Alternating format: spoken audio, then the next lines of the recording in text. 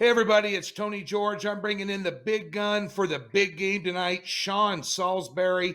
We're talking NBA, we're talking Bucks, we're talking Nets, who played on Sunday to a 117-114 Milwaukee win.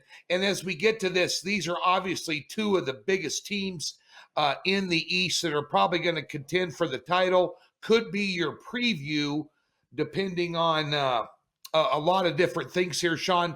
But your thoughts when we talk about the East and we talk about Brooklyn and we talk about Milwaukee and we talk about the 76ers, who would be the fourth team that you would sneak in there in the East, Sean, that may at least give some people some problems? And I'm gonna tip my hand and tell you who's not going to be an easy out right now, and that's the New York Knicks. They are playing some great basketball right now, Sean. Yeah, you know what, Tony? And you know why I love that?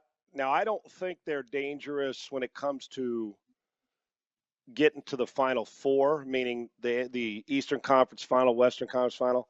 But I love the choice, and you know why? And I don't know if you took the full words right out of my mouth, but basketball's better when the Knicks are good, and we don't get to say Yeah, that very often. It really is. It's like in yeah. football. If Southern Cal or Notre Dame or Michigan aren't good or Ohio State, so it feels weird, doesn't it? And we could, if the Red Sox or the Yankees or the Dodgers aren't good, it's just, well, I know people that don't like those teams like, yeah, they suck this year, but it's just when's the last time we were thinking about Patrick Ewing's Knicks, or back when you and I were growing up and watching Dave DeBusschere and Willis Reed and Clyde Frazier's Knicks? And then Yeah. after the Ewing, a little bit of Carmelo, but we got now, this is a Knicks team that's starting to do it right. Young energy with a mix of veterans, and I'm going to tell you about this team now. I know that there's teams like the Miami Heat, the Boston Celtics may be dealing in a play-in situation, but I can guarantee you this with the New York Knicks, that if you decide to blink and think that this is your dad's or your buddy's New York Knicks, you're going to be in trouble. And I love it.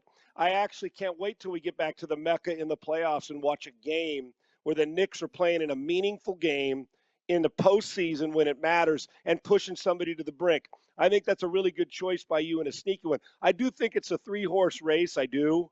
I really do. And I think Yeah. you could take an MVP off all three of those teams in contention for the MVP award. Although that guy Chris Paul out west has got to be the leader right now, in my opinion. But I Yeah. think you can. But the New York Knicks as a whole they actually look like a basketball team and an organization for the first time in quite some time, and I like it. Good choice. Yeah, I do. I like them as well. I think Boston's a fade team. They just haven't put it together this year. That Randall is unbelievable for the Knicks as well. The guy is just a force to be reckoned with. And I'll tell you what, anybody in the top four, anybody they play in the playoffs that wants to go to sleep on them, the Knicks are going to not only cover a number, they're going to beat you outright. And they are Agreed. well coached as well. So that being said, a couple of well coached teams here. Bucks laying total 241 and a half. Number one and number two offenses in the NBA going at it, and number 20 and number 22 defenses. Now, the first game went under by 11 points. The total was 242, only a half a point adjustment by odds makers at 241 and a half here for the total, which kind of raised my eyebrows a little bit.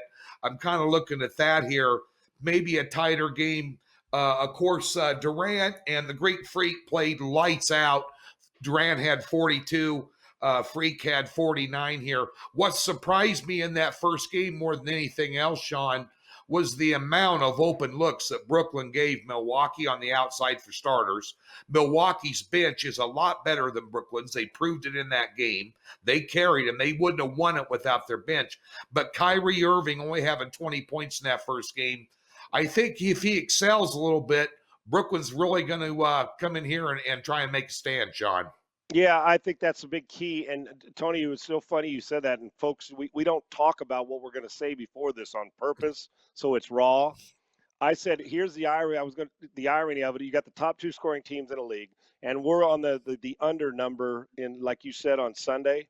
But the one thing that I say, it's going to be who gets the defensive stop, because if you don't defend the 3-point line tonight, you're going to get killed. Now, that doesn't mean Giannis. He can score 49 without shooting threes. I mean, that's Right. him. Perimeter, get to the rim. I don't know how you stop him from getting to the rim. Keep an eye on this side two ways. there's going to be a couple trips up and down the floor where you miss and they hit a three, you miss and they hit a three, and then you're in a chase mode, whoever that is. Kyrie Irving is a great point. I think Kyrie Irving's going to have a monster game. The guy's an offensive threat.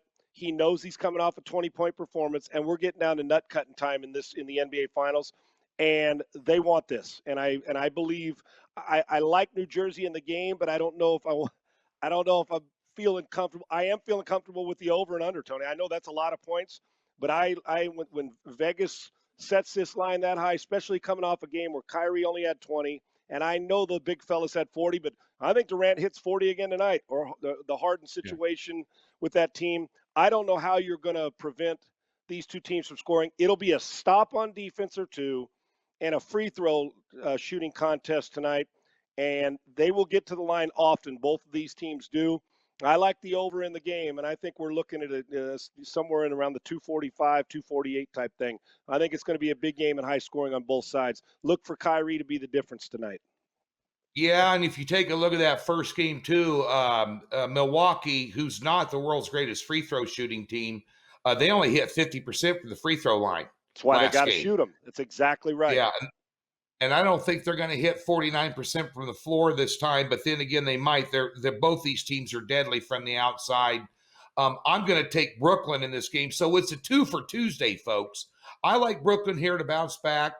They beat them 123-125. I think that was the score back in January, which you're looking at the over this posted number tonight, what Sean is kind of referring to here. And I think Brooklyn will play a little better ball. What concerns me down the road with Brooklyn here is, Sean, they can't stop anybody in the middle. And their two biggest opponents here coming down the stretch is Joel Embiid for the 76ers. And you got the Greek freak here, Giannis for Milwaukee. That's a little bit scary. And Randall even for New York. No question. And Tony, with that, just to back this up and validate my point and validate your point, they only got to the line the 12 times, made 6 of those. The Bucks need to get to the line more, especially since you can't.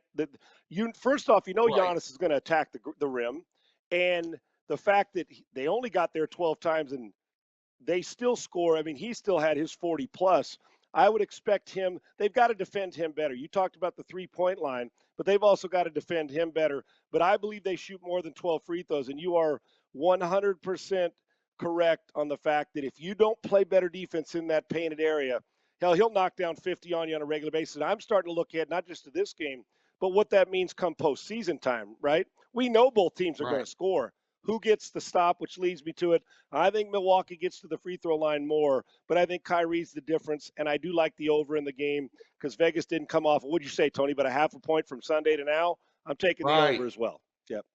They didn't adjust enough on the total. I like the over, and I also like Brooklyn to get the win here tonight. And it could be a 1-point ball game, so if you're out there leaning towards Milwaukee to sweep them here, I would bet the money line only. If you're taking Milwaukee, lay the 120, 125, and take the points completely out of the equation if it ends up being 125, 124, or something like that. So, just food for thought for you out there that may disagree with me on the side.